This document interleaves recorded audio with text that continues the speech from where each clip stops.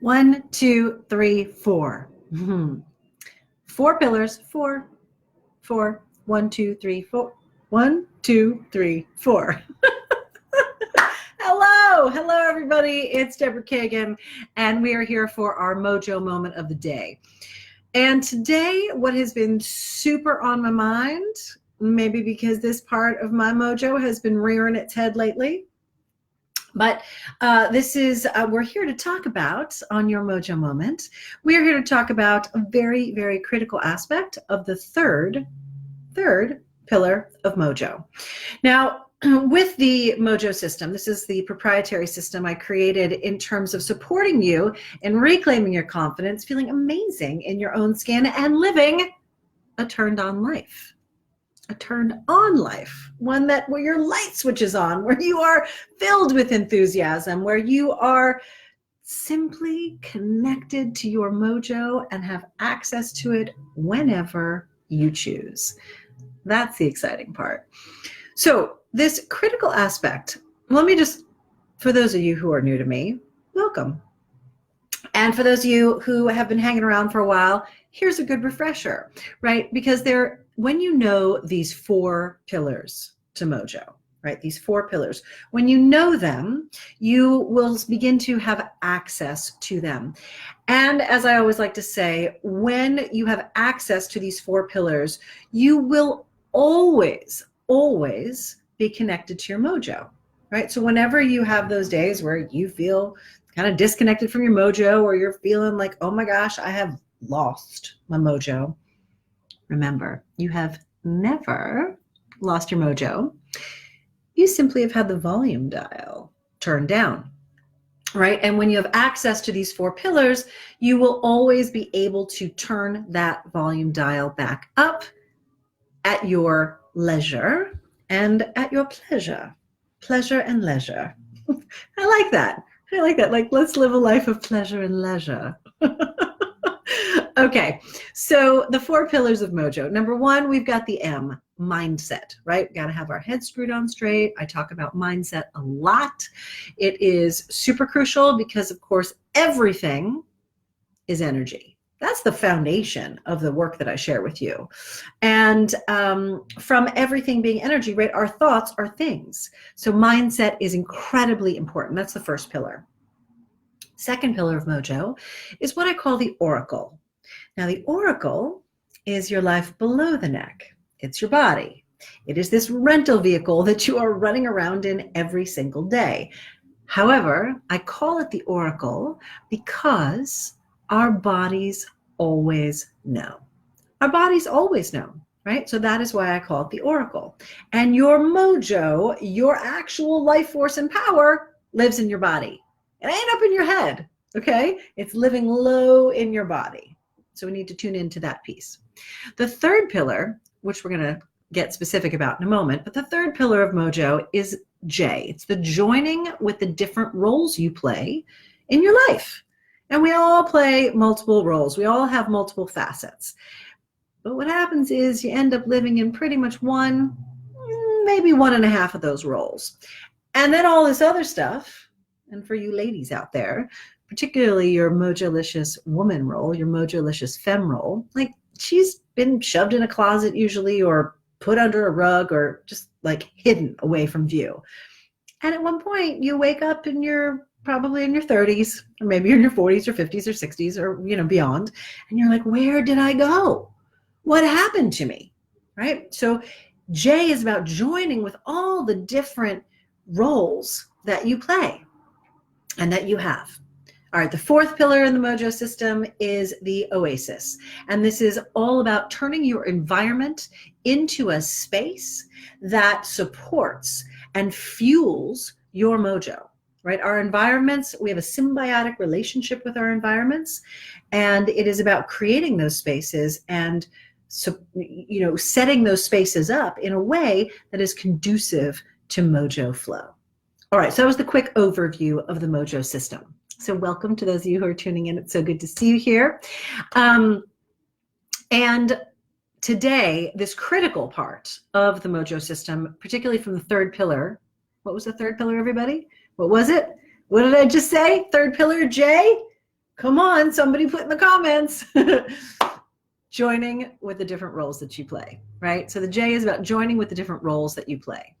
Now, for those of you, and I know those of you who know, there's this one particular role that we all have. Everybody's got one. I don't care who you are. If you are human, I mean, maybe you're an alien, and maybe you don't have this role. But all of those of you who are out here who are human, I mean, you're spiritual. You're a spirit being, having this human experience. But those of you who are in a human experience here, everybody's got this role.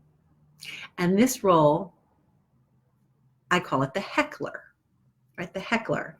Sometimes we refer to this role as the itty bitty shitty committee. You might have heard that before. This role is the specific part of you.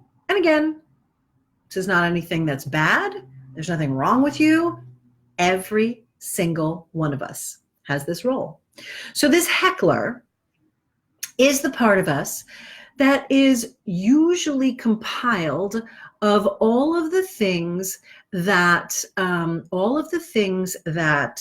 has been told to us that we can't do, how wrong we are, that we don't have value, we're not lovable, right? It's the ouchies that we experienced growing up. And that the heckler is this like conglomeration of all of that stuff. And then whatever else in terms of just life and society and culture that tells us everything is wrong and bad. But the heckler has this very special talent of telling us, right? It says to you specifically how wrong and bad you are, and how nothing is possible, and how everything is going to go wrong, or you should be afraid, or keeps you in fear and worry and doubt. You know what I'm talking about? Are you relating to this role of yours? All right. And if there are those of you out there where you're like, you know what? I don't really have that. Fan-fucking-tastic. Do you know what I mean? Like, kudos to you. However, like I said, if you're human, and I believe that you are, then you have a heckler. And when we get unchecked, or when we're triggered, or when we're confronted by something, professionally, personally, emotionally, psychologically, physically, the heckler's usually right there. And the heckler, frankly, for, most of our lives, particularly if you've not done much personal development, or you haven't done a lot of therapy, or you haven't, gotten to a place of being on a more evolved, awakened path, the fact of the matter is the heckler is the one that's been in the driver's seat for most of your life. Now, this might sound depressing or frustrating. I'm not sharing this with you to depress you. Why I'm sharing this with you is because once you become aware that there is this specific role, and it is a very specific role, now that awareness gives you an opportunity to take new action. What would that look like? Well, when you find yourself spinning and caught in this heckler role, you can go, whoa, hold on a second, hang on. That's that heckler role that Deborah was talking about. Okay, that's only one role. That's just one part of me. I don't necessarily have to keep carrying on and moving forward from that place. So when you first start working with the heckler, you can go, hey, guess what? I got your number, friend, right? And I'm going to move you from the driver's seat, and I'm going to put you in the passenger seat.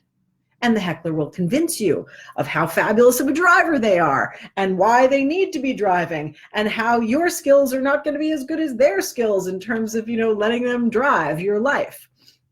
I promise you, these are the conversations that go on in your own unique individual way. And if you're already relating to this and you know what I'm talking about, go ahead and put your favorite emoji in the comments. So, but once you start to get skillful at recognizing the heckler, having that awareness, great, because once you have the awareness, now you can say, all right, hey, I can put the heckler in its place. And as I suggest, put it over to the side. And once you find that other roles of yours are in the driver's seat more often, then when the heckler starts to yap away from, passenger seat, you can go, oh, guess what? I think I'm gonna put you in the back seat. And once you get used to the heckler in the back seat, then guess where the heckler goes? In the motherfucking trunk. Says some luggage. Like, it ain't necessary to even be in the car anymore. So you put the heckler in the trunk.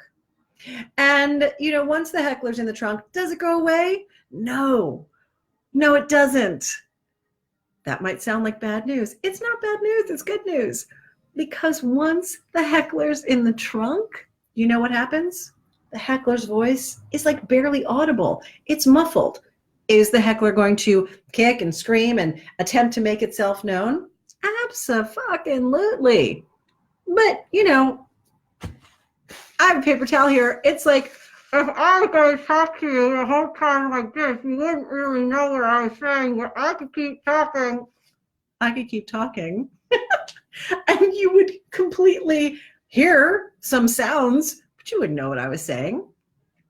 That's exactly what happens when you get the heckler in the trunk. So, gosh, I got fired up today about this heckler.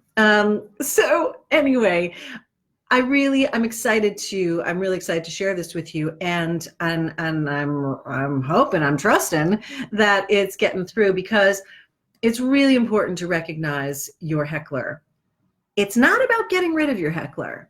A lot, we talk about this a lot in the mentorship that I run and with my clients, right? Because the normal and sort of knee-jerk reaction is to be like, okay, great, well, I just want to get rid of the heckler.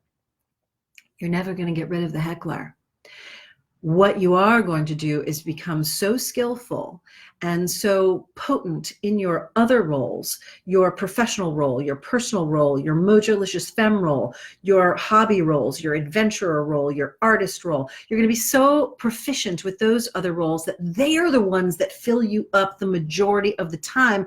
And the heckler is in the trunk, talking like it's got, cotton in its mouth. So, and how that makes a difference in your life, I will let you discover that for yourself. But one thing I will say, there'll be a lot more pleasure and leisure. So that's a scoop, folks. If you know someone that would benefit from this message, tag them in a comment below. Sharing is caring. And honestly, the more of us that are living our lives from our true, authentic, power, mojolicious roles, well, the better we all will be, because then we'll be connecting and relating to each other from a place of love and power and authenticity, instead of all of the kinks and the dysfunction and the fear, worry, and doubt that the heckler brings. All right.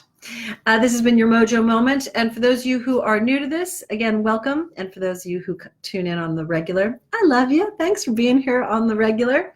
And I just want to remind you, these Mojo Moments happen here exclusively on the Mojo Recovery Specialist page, 1 p.m. Pacific hour, Monday through Friday. And that's that. All right, y'all. I will see you on the next Mojo Moment. Until then, get out there, go knock them alive, have lots of fun. And, begin to recognize your heckler and start moving him or her.